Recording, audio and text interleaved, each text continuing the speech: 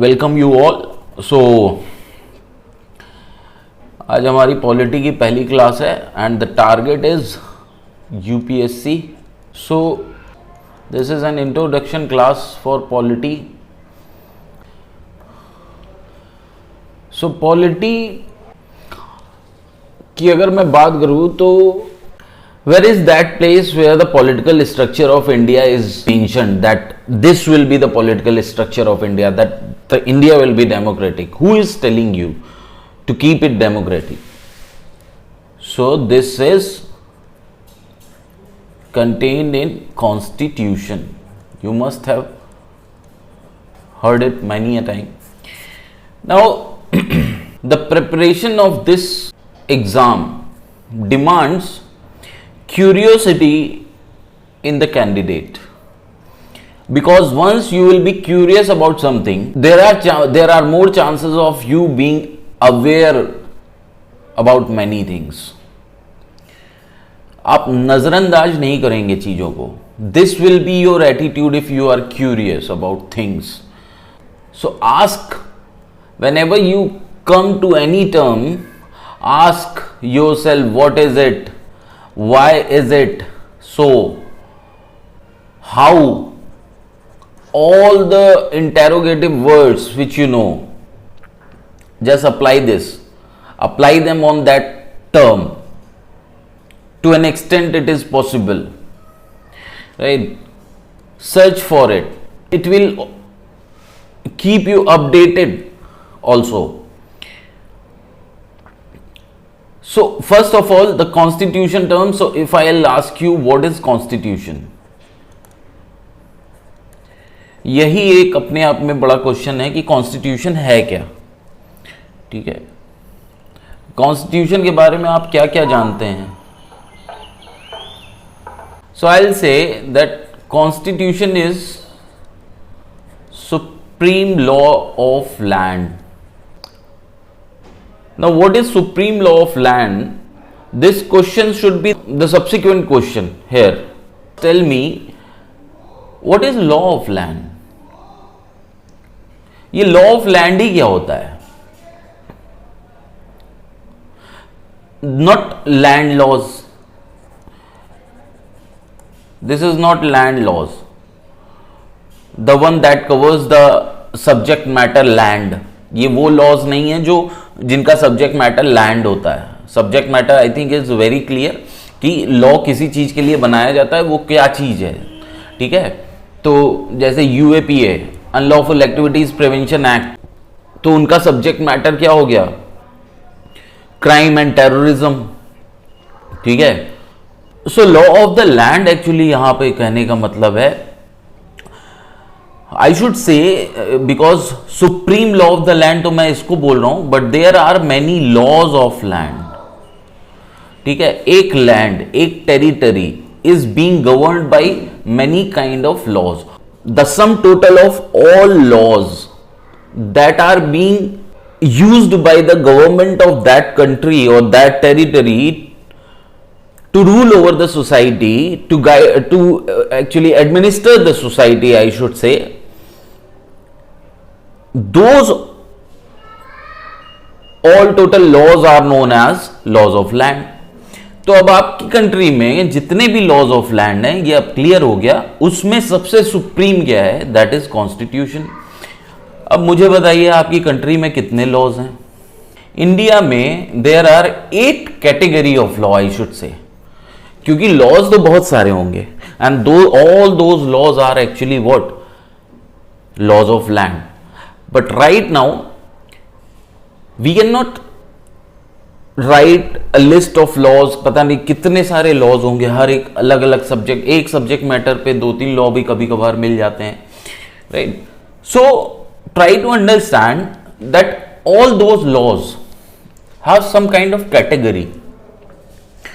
So let me first write and then it will be more clear to you. So there are 8 laws of land in India, 8 category of laws of land in India. What are they? First is obviously जो supreme है वो पहले आएगा. अभी और clear होगा कि supreme कहने का मतलब क्या है. it's a kind of precedence list. I have written it, I have written the categories of laws, and it's a kind of precedence list. The lower one is subordinate to the higher one. Those categories which are written above is superior than those categories of laws which are written below. तो इसका effect क्या होगा? इसका effect ये होगा, जो नीचे लिखे हुए लॉज हैं वो उनके प्रोविजंस कभी भी ऐसे नहीं हो सकते जो उनके ऊपर लिखे हुए लॉज की अवहेलना करें, जो उनके ऊपर लिखे हुए लॉज के कॉन्ट्राडिक्टरी हो. So the first one is constitution. The second one is statutory laws. What are these statutory laws? अब ये स्टैट्यूटरी लॉज क्या होते हैं? The laws which are passed or made by legislature. अब इंडिया में legislature देखा जाए तो 3 टियर है. ठीक है, इंडिया में लेजिस्लेचर देखा जाए तो 3 टियर है. First is what? Parliament, central level पे. सेकेंड इज स्टेट लेवल पे, state legislature. And the third is local level पे. ठीक है, म्यूनिसिपैलिटीज और panchayat. Is not including third tier legislature. This is restricted to only upper 2. मतलब that means statutory law हम उन laws को कहते हैं जो या तो पार्लियामेंट द्वारा पास किया गया हो या फिर स्टेट लेजिस्लेचर के द्वारा पास किया गया हो. And it does not include those laws which are made by the legislature at the third tier level. So now try to get it कि जो भी लॉ ये पार्लियामेंट या लेजिस्लेचर बनाएगी, state legislature, they cannot violate the constitutional provisions. They cannot violate the constitutional provisions. Similarly, now at the third level, what is ordinance? Ordinance is what? It is the power. So we can say this is executive legislation. क्यों? क्योंकि ये वो legislation है जो कि executive बना रहा है. कौन किसको पावर है ordinance की? It rests with the president and governor at the state level. ठीक है, प्रेसिडेंट सेंट्रल लेवल पे, गवर्नर स्टेट लेवल पे. Now these are executive, so this is also known as executive legislation. ठीक है, and we will read it later on that it can remain maximum for 6 months and 6 weeks only without being passed by the legislature, the higher legislature. तो यहां पर ये याद रखिएगा, higher legislature है ये. ठीक है, सो 6 months 6 week तक ही रह सकता है. Will read it in detail later on. Now third number पे क्या आता है? थर्ड नंबर पे आता है जुडिशियल डिसीजंस, जो सुप्रीम कोर्ट और हाई कोर्ट के होते हैं. Not lower court, not subordinate court, of supreme court and high court. जो सुप्रीम कोर्ट और हाई कोर्ट की रूलिंग होती है, it becomes your law of the land. ठीक है, जो ये रूलिंग होती है, ये जजमेंट जो होते हैं, it has an effect of law of the land. Now obviously these judgements are actually, जजेस are given the power to interpret the law. ठीक है, so obviously they will interpret the law and they will carry out whether that law, statutory law, is in the violation of the constitution or not. Then only they will arrive to any judgment. So obviously these judgments will never be in violation of any of the upper 3, right? Many a time Supreme Court, High Court may say that this law is incorrect, this ordinance is not right. Only they have the power to do so only if these laws, if these statutory laws or ordinances are in violation of constitution, right? So obviously it is upholding the constitution. the main function of the judiciary is to uphold the constitution, the spirit of the constitution. So obviously this will not violate, these judgments will never violate the upper three.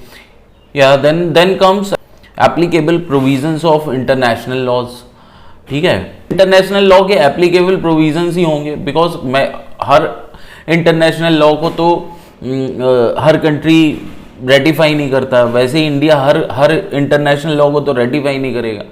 Now by laws क्या होते हैं? Now this is the laws, है ना, that are passed by third tier legislature. Then rules, regulations, orders, directions, notification, etc. These are what passed by government time to time.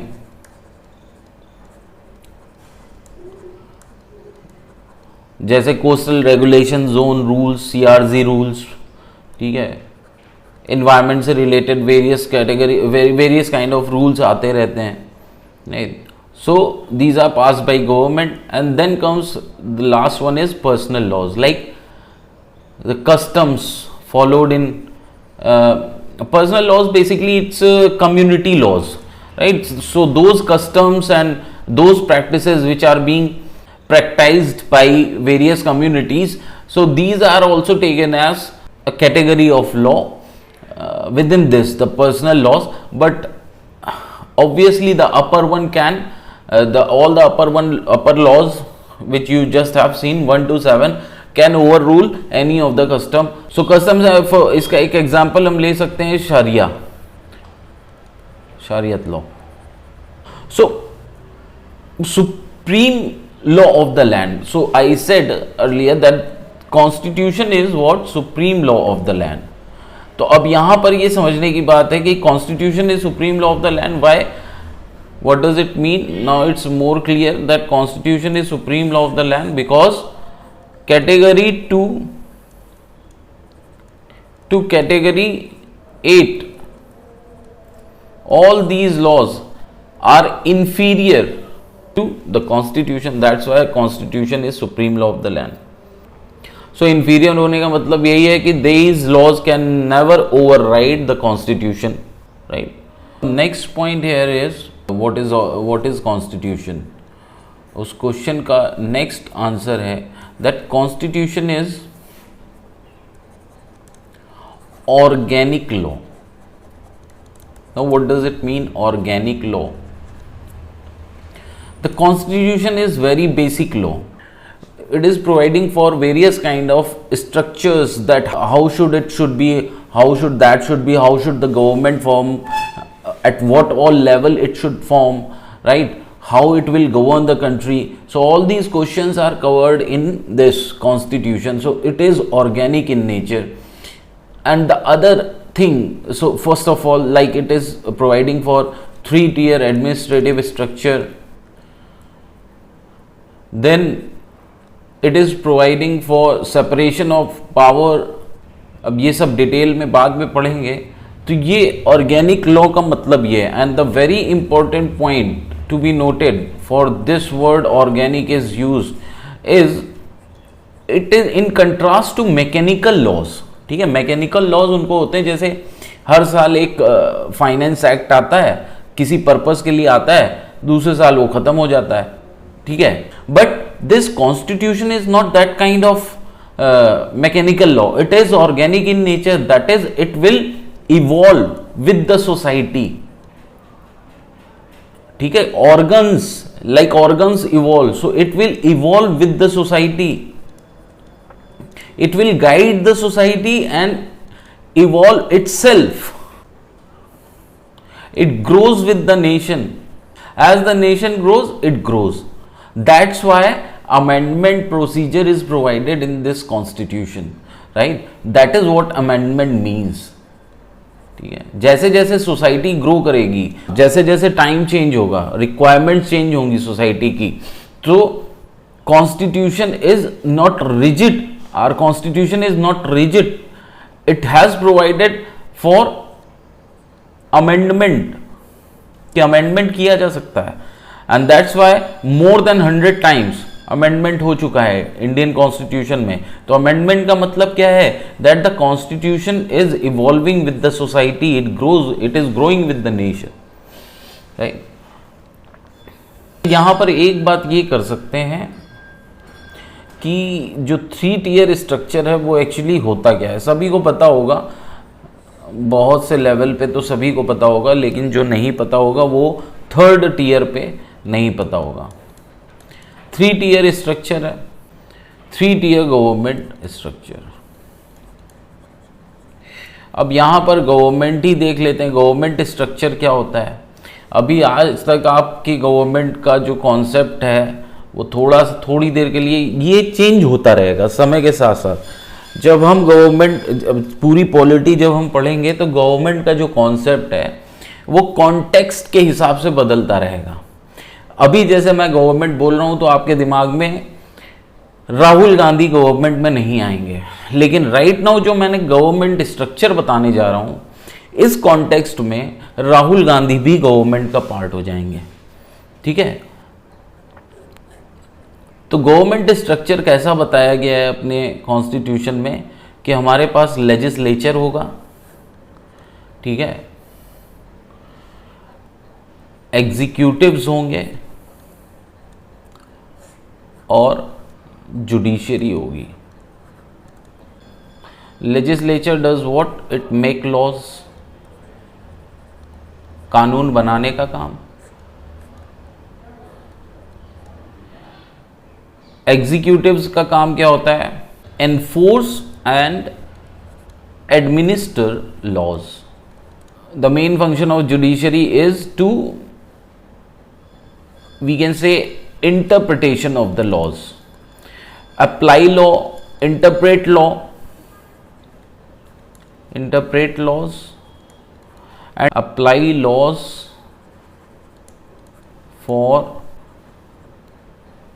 resolving dispute, you can say.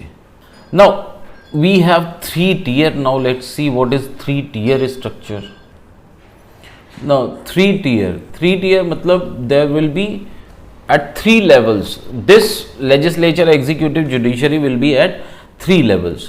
तो ये देखने वाली बात है यहाँ पर कि ये 3 लेवल पे क्या क्या होते हैं अलग अलग। 3 टियर का मतलब है कि एक सेंट्रल लेवल पे, एक सेंटर पे होगा, एक स्टेट लेवल पे होगा और एक लोकल लेवल पे होगा, ठीक। State administration, central administration and local administration. अब हर लेवल पे हमारे पास एक लेजिस्लेचर होगा, एक एग्जीक्यूटिव होगा और एक जुडिशरी होगा। सो सेंट्रल लेवल पे जो लेजिस्लेचर है वो क्या है? पार्लियामेंट। स्टेट लेवल पे लेजिस्लेचर हो गई स्टेट लेजिस्लेचर, विधानसभा। लोकल लेवल पे जो एडमिनिस्ट्रेशन है वो देखिए हमारा 2 जगह होता है, एक तो गांव में और एक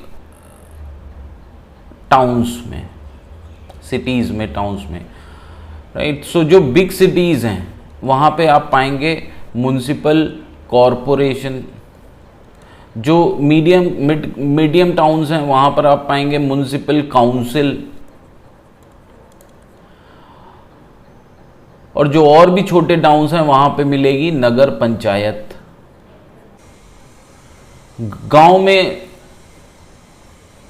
पंचायत होती हैं, ग्राम panchayat. These are legislatures at that level. Executives की बात करें तो एग्जीक्यूटिव जो सेंटर में होते हैं वो लाइक प्रेसिडेंट हो गया, ठीक है, काउंसिल ऑफ मिनिस्टर्स हो गया। स्टेट में भी आपको क्या मिल जाएगा? गवर्नर मिल जाएगा, काउंसिल ऑफ मिनिस्टर्स हो गया, right. So these are executives. Local administration में एग्जीक्यूटिव्स क्या होते हैं? सो लोकल एडमिनिस्ट्रेशन में जो एग्जीक्यूटिव्स होते हैं वो होते हैं panchayat presidents, panchayat vice presidents, ठीक है। देन मेयर्स, जो इलेक्शन होते हैं, mayors. So these are what? Local level executives. जो पंचायत सीरीज है उसमें देखा होगा। देन जुडिशरी अगर देखें तो सेंट्रल लेवल पे सुप्रीम कोर्ट, स्टेट लेवल पे High Court and subordinate courts. Subordinate courts को थर्ड टियर में मत समझना, ये सबऑर्डिनेट कोर्ट्स जो होते हैं these are what, second tier. Local administration में जो जुडिशरी लेवल पे होता है वो क्या होता है, ग्राम न्यायालय। सो ये ग्राम न्यायालय it is not taken as very formal judiciary, it is quasi judicial functions. Quasi judicial is kind of not a mainstream judiciary. Quasi judicial होने का सिंपल सा मतलब होता है कि it has the power to examine the witnesses just like a court, ठीक है। सो उस तरीके के काम को करना जो जुडिशरी करती है, that is quasi judicial, right. But इनका judgement will not be taken as any kind of law under the judicial decisions category, ठीक है। So that is quasi judicial. So ये एक बड़ी बड़ी चीजें हैं। बाकी कॉन्स्टिट्यूशन क्या है, constitution is basically it contains the aspirations, goals and ideals of the society, ठीक है। जैसे हमारे प्रीएम्बल में है, we the people of India constitute India as a sovereign socialist secular democratic republic, right. So these are what, the sovereign socialist secular democratic republic. So we want to constitute India like this, into these values. These values are what actually the ideals which we have to sustain. Ideals are what? Ideals or values are what? They are the guiding principles. You want to do something in your life, but you have these principles to uphold, right? जैसे आपको कुछ भी करना है, कुछ achieve करना है, कुछ कार चाहिए तो आप उसके मालिक को मार के भी ले सकते हैं car, but these are not your values, right. So there are some principles. So we want to achieve what, aspirations हमारे क्या हैं, these aspirations, goals are also written in preamble that we want to constitute India to deliver to its people justice,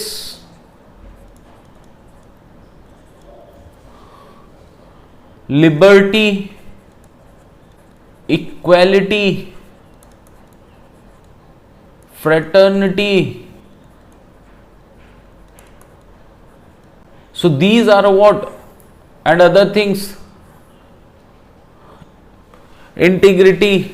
So these are what, these are the aspirations, goals we have to achieve, keeping these values intact. So the constitution establish relationship between the government and people.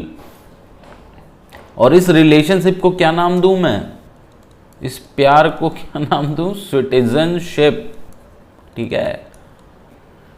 Article 5 to 11. So this is our introductory class. We will continue this class later on. Thank you.